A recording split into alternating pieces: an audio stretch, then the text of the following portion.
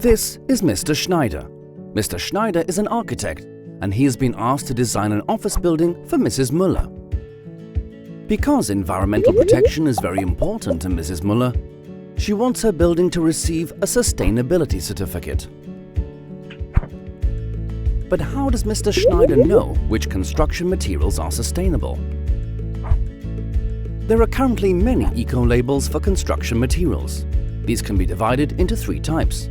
Type 1 works as follows. An environmental body evaluates the characteristics of a product, and if it finds that the product is more environmentally friendly than comparable products, it receives a Type 1 label. With a Type 2 label, the manufacturer evaluates his own product. With this label, the manufacturer guarantees that his product satisfies certain self-defined requirements. However, Mr. Schneider remains unsure. Is an evaluation of individual building material characteristics sufficient for designing sustainable buildings? Here is an example. Only one construction material is needed for an igloo: snow. Snow is an environmentally friendly natural product and can be fully recycled. And because igloos are built by hand, they need practically zero energy. Snow as a construction material and the igloo building are therefore, from an ecological point of view, sustainable. This, however, is not always the case. If an igloo is to be built in the desert, the snow has to be transported across great distances. To prevent the igloo from melting, the snow would either have to be permanently cooled or replaced. All of this would require large amounts of energy. Environmentally friendly construction materials are therefore not a guarantee for sustainability. Construction materials are intermediate products. Their influence on the environment always depends on many factors. Construction materials only develop their environmental characteristics and properties once they are part of a building. Therefore, Type 1 and Type 2 labels are not sufficient for Mr. Schneider. For his decision, he needs complete and fully transparent information on all of the properties and environmental impacts of his construction materials. But where can Mr. Schneider find this information?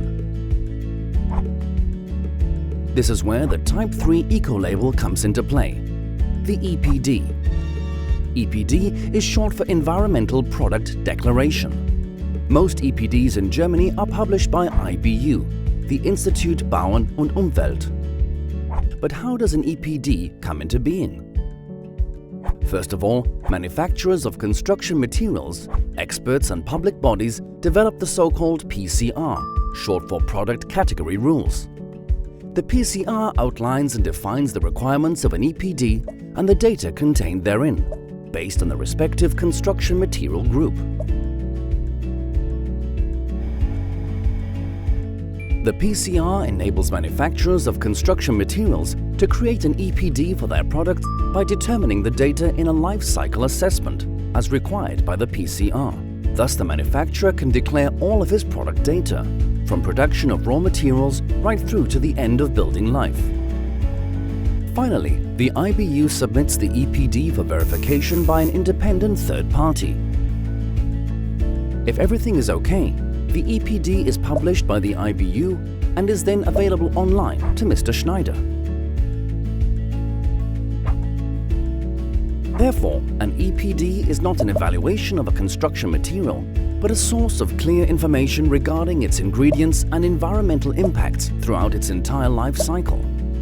Furthermore, an EPD is based on international standards and is verified by independent examiners. With the help of these EPDs, Mr. Schneider is now able to select the right construction materials in order to plan a sustainable office building for Mrs. Müller.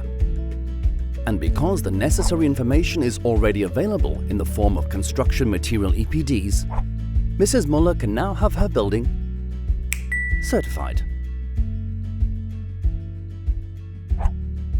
Focusing on details, seeing the big picture.